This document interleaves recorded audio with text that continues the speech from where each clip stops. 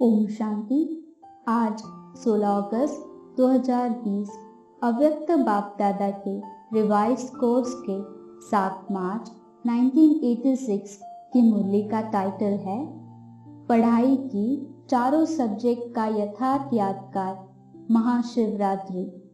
आज बाबा ने हमें महान आत्मा का टाइटल देते हुए बताया कि कैसे हमारी संगम युगी एक जन्म की हमारी यह जीवन भक्ति के 63 जन्मों के लिए याद का साधन बन जाती है और कैसे संगम युग की पढ़ाई के 4 सब्जेक्ट याद का रूप में मनाते आते हैं। फिर बाबा ने सदा ऊंची स्थिति में रहने का डायरेक्शन दिया। बाबा ने हमें अयथार्थ कर्म वाले को यथार्थ कर्म सिखाने की विधि भी बताई। अंत में बाबा ने हमें उत्सव मनाने का अर्थ और उसकी विधि भी सिखाई। आज ज्ञानदाता, भाग्य विधाता, सर्व शक्तियों के वरदाता, सर्व खजानों से भरपूर करने वाले भोलानाथ बाप ने अपनी अति स्नेही सदा सहयोगी समेत बच्चों को सर्वश्रेष्ठ और महान आत्मा का टाइटल देते हुए कहा, संगम युगी एक जन्म की हमारी यह जीवन 63 जन्मों के लिए याद का साधन बन जाती है।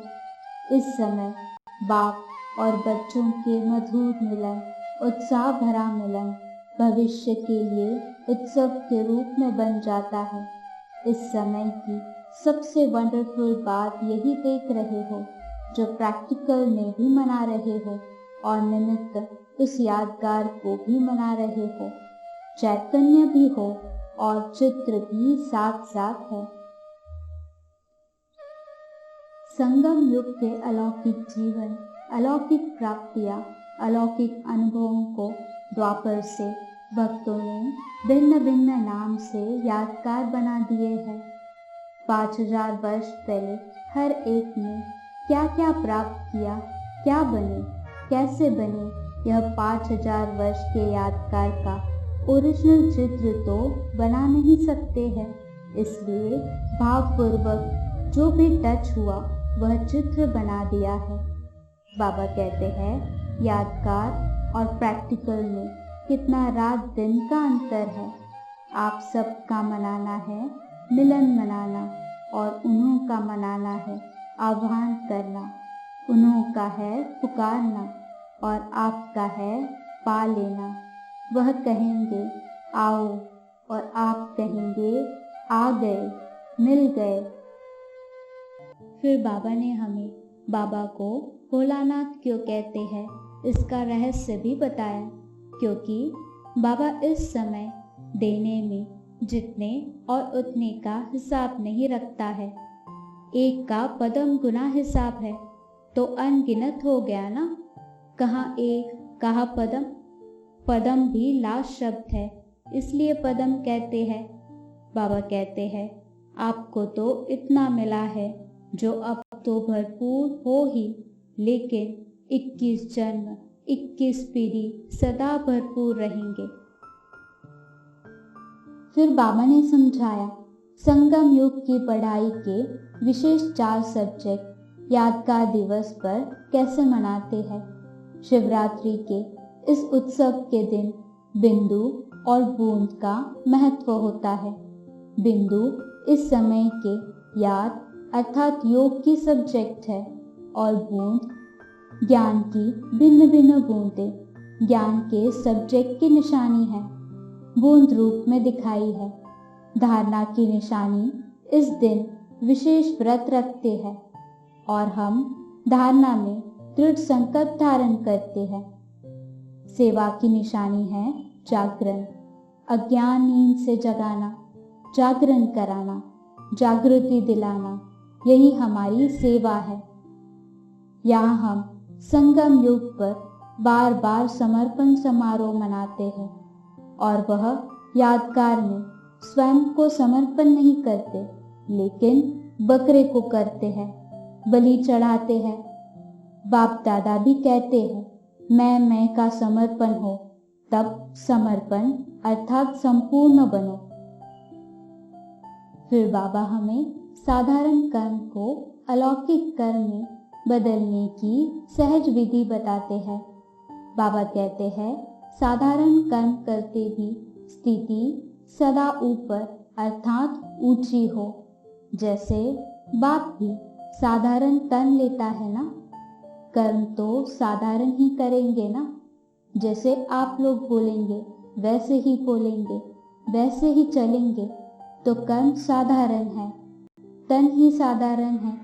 लेकिन साधारण कर्म करते भी स्थिति ऊंची रहती है।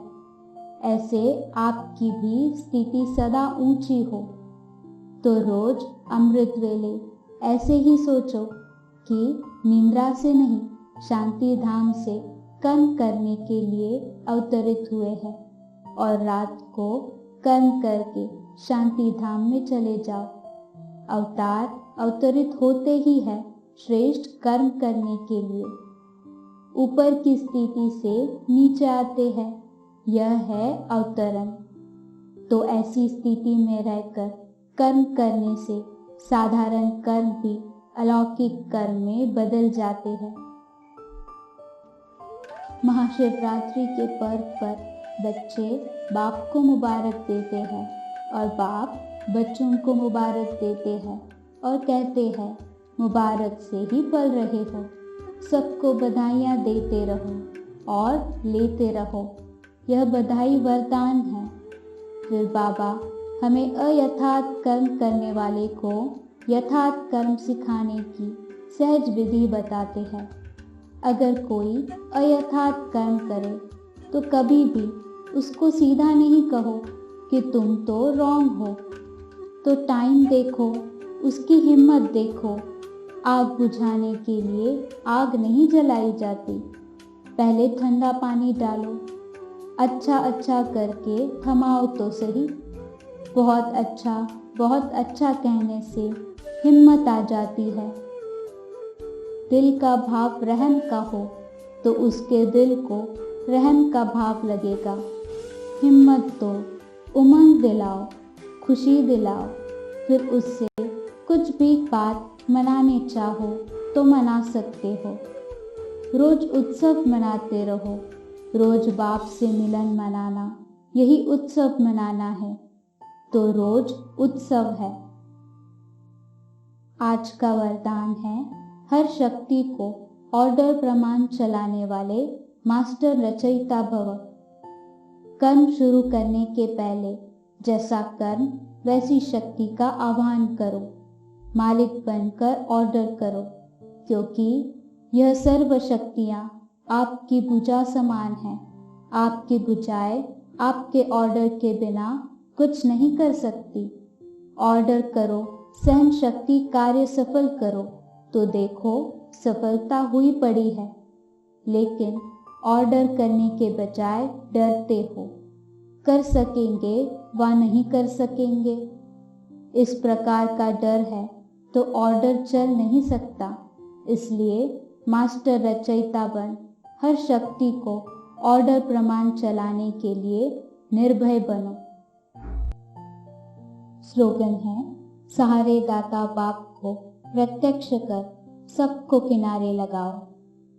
ओम शांति।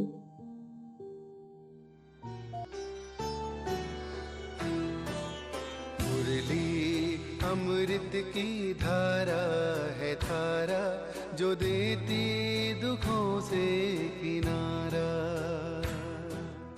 मुरली अमृत की धारा है धारा, जो देती दुखों से किनारा।